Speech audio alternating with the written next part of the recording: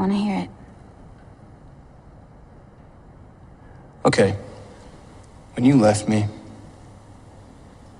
I was finally forced out of my safe little bubble, and I had to become a different version of me. Are you thanking me for turning you into a con man? No, you didn't turn me into anything. We hit the road, we were living on the grift, and yeah, it was kind of amazing.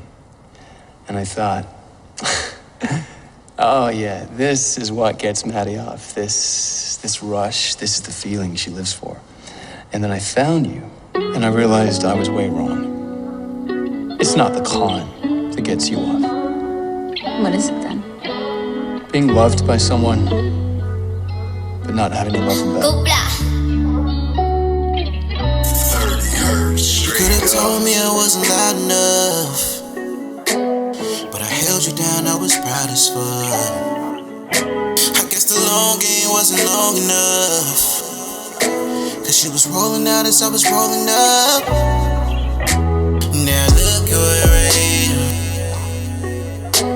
I'm a million miles away, all I see is your face. Supposed to be your man.